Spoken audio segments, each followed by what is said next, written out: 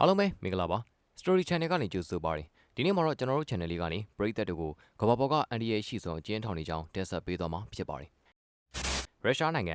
ံပြည်တဲ့ကျွန်းမှာရှိတဲ့အကျဉ်းထောင်ကလေကြောက်စရာကောင်းဆုံးအကျဉ်းသားတွေရှိနေတာပါသူတို့ကတနေ့ကို22နာရီကျော်ကြောင်းအကျဉ်းခန်းထဲမှာပဲအာဓမစေခိုင်းခံရပြီးတော့ကျန်တဲ့အခြေအနေကိုတော့လောင်ထဲမှာနေရတာပါဒီအကျဉ်းထောင်ကကြောက်စရာကောင်းနေလို့ပရိသတ်တို့ထင်သွားပြီလားဒါတော့မှတခြားကိစ္စတွေမပါသေးပါဘူးကမ္ဘာတဝန်းကအကျဉ်းထောင်တွေကိုပရိသတ်ကြီးတို့မြင်လိုက်တာနဲ့ပို့ပြီးတော့အန်ဒီရဲ့များပြီးကြောက်စရာကောင်းတာကိုတွေ့ရမှာပါ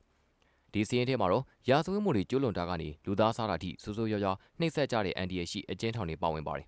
အမေနီးယားနိုင်ငံမှာတော့အမေဖီယာအကျဉ်းထောင်ရှိပါတယ်ဒီထောင်ကိုဘာလို့အန်ဒီရဲ့ရှိတယ်လို့သတ်မှတ်တာလဲအကျဉ်းသားတွေကိုယ်တိုင်ဒီထောင်ကိုထိန်းချုပ်နေတာဆိုတဲ့ကောလာဟာလာတွေကလည်းရှိပါတယ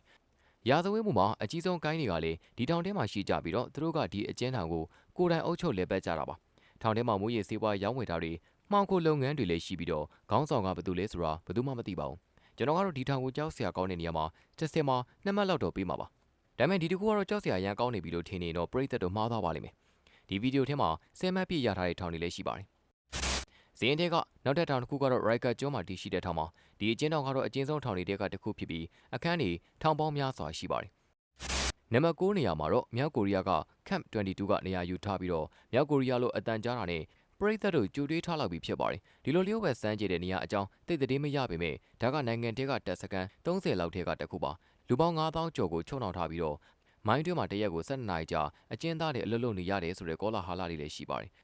နောက်ထပ်တစ်ခုကတော့ကယ်လီဖိုးနီးယားမှာရှိတဲ့ဆန်ခွန်တင်အကျဉ်းထောင်မှာဒီထောင်ကတော့တသက်တကြွကြတဲ့အဆိုးဆုံးလူတွေတွေ့ပါအကျန်းဖတ်ဆုံးကြောက်စရာအကောင်းဆုံးရာဇဝတ်ကောင်တွေရဲ့အိမ်မှာဒီထောင်ကိုတော့10မှတ်မှာ4မှတ်ပေးရပါမယ်နောက်တစ်ထောင်ကတော့ဘရာဇီးဆပ်ပိုလိုမှာရှိတာပါ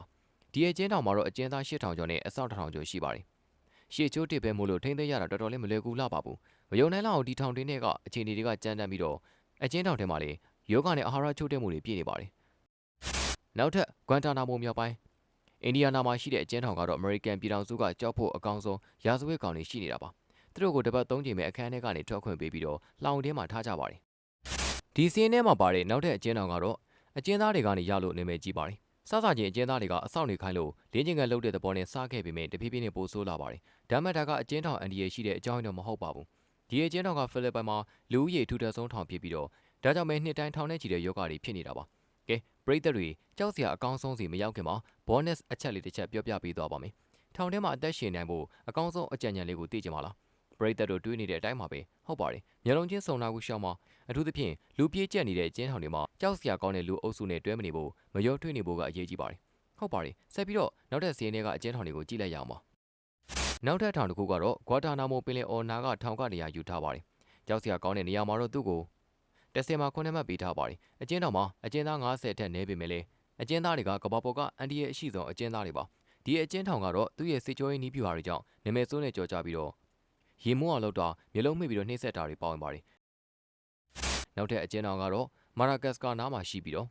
အန်တာနီမိုရာအကျဉ်းထောင်မှာဒီအကျဉ်းထောင်ကတော့အများဆုံးအကျဉ်းသား800အတွက်ပဲစောက်ထားတာဖြစ်ပြီးလက်တွေမှာတော့လက်ခံနိုင်တာထက်400ရာခိုင်နှုန်းကျော်လောက်ထိကိုပိုများနေရပါဒီကအကျဉ်းသားတွေကလည်းတနေ့ကိုပြီးတော့ပြုတ်တလုံးပဲစားရပြီးတော့အာဟာရချိုးတဲ့မှုတွေကြောင့်အကျဉ်းသား60ရာခိုင်နှုန်းထိခိုက်ခဲ့ရပါတယ်အများပြားလေးတည်ဆုံခဲ့ရပါတယ်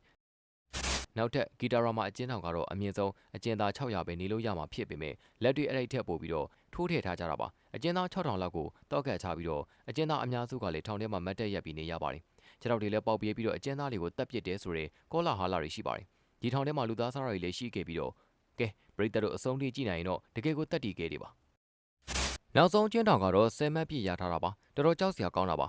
ဒီထောင်ကတော့ရုရှားနိုင်ငံကဖြစ်ပြီးတော့ထောင်နာမည်ကတော့ Black Dolphin အကျဉ်းထောင်ပါဒီအကျဉ်းထောင်ကဘာလို့ဒီလောက်အန်ဒီရများတာလဲဒီမှာရှိတဲ့အကျဉ်းသားတိုင်းကတက်တက်ကြွကြနေတာပါပြပြအားဖြင့်တော့ဒီမှာရှိတဲ့ထောင်သားတယောက်ကလူ900လောက်ကိုတပ်ဖို့ပြီးတော့လူမဆန်တဲ့လူသားစားတာတွေတောင်ရှိပါတယ် Black Dolphin ကသူတို့ရဲ့အကျဉ်းသားတွေကိုအကျဉ်းခန်းတစ်ခုတည်း23ရောက်လောက်ချုံနှောင်ထားပြီးအကျဉ်းသားတွေကလည်းအခန်းထဲပဲတနေ့ကိုနိုင်ပေါင်းများစွာထိကျန်နေရပါတယ်ဒီသိငယ်တဲ့အကျဉ်းခန်းလေးကနေထွက်လာတဲ့အချိန်ဆိုရင်လှောင်ရီတစ်ခုထဲမှာနေကြတာပါတေချာတာကတော့ဒီထောင်ကိုရောက်လာပြီဆိုရင်တစ်ခုတည်းသောထောက်ပေါက်ကသေးဖို့ပါပဲဒါကြောင့်လေဒီစင်းမှာကြောက်စရာအကောင်းဆုံးနဲ့အန်ဒီရရှိဆုံးအကျဉ်းထောင်မှာအဆုံးထိကြည့်ရှုပြီးလို့ကျေးဇူးတင်ပါတယ်